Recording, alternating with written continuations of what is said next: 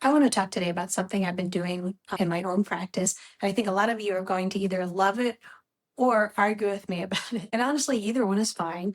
That's what that's what this is all about. I'm going to talk about the way I recently redesigned how I staff my office. Specifically, I started hiring gap year students, future med students, future PAs, future MPs as my front office, back office, and billing team, and why I think it made my practice better.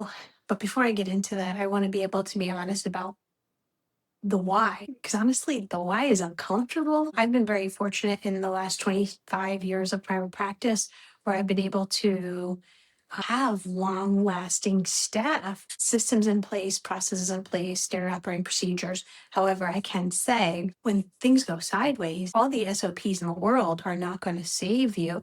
You still have to hire people and you have to be comfortable with that. You almost get like, you forget how to do it. But for the last several years, everything has gone up. Everything, supplies, rent, software, insurance, payroll, all of it. And I always want to be a good employer. That matters to me as a business owner. But the part nobody wants to say out loud really is when somebody in their 40s comes to interview at your office looking for a job and they need health insurance, and maybe they've got kids and they want to be able to leave early every day to go to softball practice. I feel guilty because in my head, I'm going, I don't know if I can pay this woman what her life actually costs. And that feels terrible. And listen, I'm a mom of three. I get it. I understand exactly what that woman's carrying. But I'm also a business owner and I want to be a profitable business. So I'm not going to apologize for that. Both of those are true at the same time. And pretending they're not, because that's how a lot of good practices go under. So I had to think differently about staffing. And the model I landed on came from those unlikely places. I started thinking about McDonald's. McDonald's is a multi-billion-dollar company. Their corporate revenue last year was almost $27 billion. So how does a company that size run these restaurants? Usually it has young people doing organized work with usually one experienced manager. And the young person who wants it can work their way up. And I thought, that's not a bad model. That's actually a really good model. McDonald's, a kid might work there for 2 years in high school and then they move out to college. They never come back. The difference is I think I can do it better because what I'm offering my young people in return is worth a whole lot more than a paycheck at a burger counter. So here's how this started. It started out of necessity. Last year, I hired a virtual assistant. She's in her late 20s. She cost me a fraction of what a traditional hire would. And everything, payroll, taxes, all of it is handled through the company I use. And it worked really well. So I took that same principle and I extended it. I started hiring motivated gap year students, pre-med, pre-PA, pre-nurse practitioner. Right now, I have 3 of them, plus my BA, and I have one very experienced worker who's been with me for over 13 years. One's going to med school, one's going to be a nurse practitioner, and she's actually going to be moving on in October of this year. And they're the most motivated people that I've ever had work for me. They don't need health insurance from me because they're about to be full-time students again. They're not looking for that. They're looking for something else. I know somebody's listening right now. Okay, Michelle, that sounds great, but how did I actually find individuals? So let me walk you through exactly what I did because the process matters. I used Indeed. And I learned this. I have a 21-year-old who just graduated with chemical engineering degree, who is also going to be a gap year student going to medical school the following year. And these younger kids use Indeed. I used Indeed. And here's the key. I didn't write some generic front office post, help wanted. I didn't write a help wanted post. I made the posting very specifically. Basically, it said, this is a perfect position for a gap year student heading to medical school, PA school, or nursing school. I spoke directly to the person I was trying to attract. And let me tell you what happened. I applied $18 an hour in that position, 18, and I got hundreds of people who were interested. Hundreds. I am not exaggerating. It was actually really cool to see because it told me there are a ton of motivated young people out there looking for a position like this, hungry for exactly this kind of experience. So that's the lesson there. You don't have to overpay to attract great people. You have to offer the right thing for the right person. And the experience and the letter of recommendation are doing a lot of heavy lifting that money wouldn't. So they're getting experience and letter of recommendations down the line, getting clinical experience in the offer. And getting back to Indeed, from all those applicants, here's how I screened. I set up Zoom sessions first. That way I could pre-screen. I could get a quick video call and feel for somebody if there was actually, see if they were actually serious, see if the energy was right. And all without having to drive back and forth or block half a day. And then only after the Zoom, I had the ones I liked come in and meet them in person for a real interview. So it was a funnel, specific Indeed post, then Zoom pre-screen, then in-person interview. That way, by the time someone's sitting in my office, I already know they're worth the time. We just have to figure if it's going to work out. And here's the part I really want you to hear, because this is what makes it different from McDonald's. There's a trade, both sides win.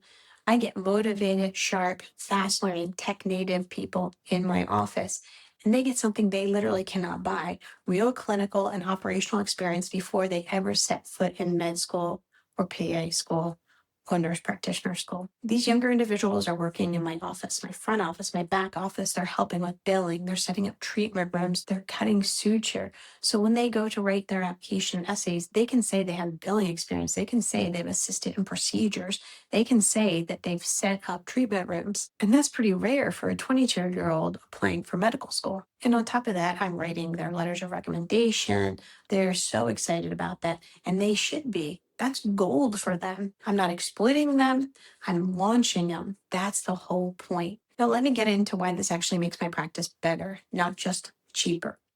Number one, training time. It takes days to train these students, days, not weeks. And the reason is my standard operating procedures are on point. I made videos for them, how to make an appointment, how to do every task in the office. So when a new one comes in, the system trains them. In fact, my first gap year student, she's coming up on 1 year now, and she's going to be the one who trains the next employee. The system trains itself. That's how you build something that doesn't fall apart every time someone leaves and you have to hire someone new.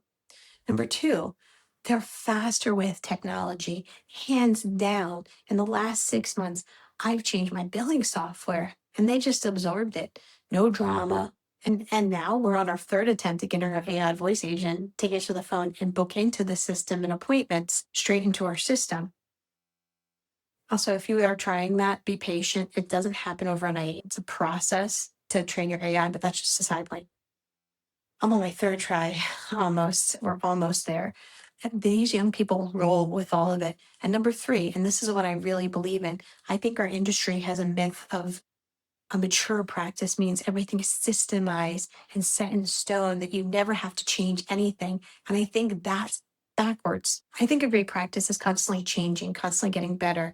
And having motivated young people in my office keeps me on my toes, and it keeps me modernizing, keeps me sharp. That's not a downside. That's the whole gift. And because this is podiatry unfiltered and non-infomercial, let me just give you the honest caveats, because this isn't magic. And here are the few things you have to get right. First, these are non-licensed support roles. They're front office, back office, billing helpers. I'm not using them as medical assistants outside of what's appropriate. Second, this only works because I built SOPs and training videos first. If you bring a young, lower cost staff with no system behind them, you're just going to have chaos. The system is the whole thing. Build that first. And third, yes, there's turnover. They leave for school. That's the deal. That's the trade for what we both signed up for. I just build for it. And the next one's already being trained in by the last one. So here's what I'll leave you. I stopped feeling guilty and started feeling useful. I'm running a profitable practice, and I'm launching the next generation of physicians, PAs, and nurse practitioners while I do it. That's a symbiotic relationship.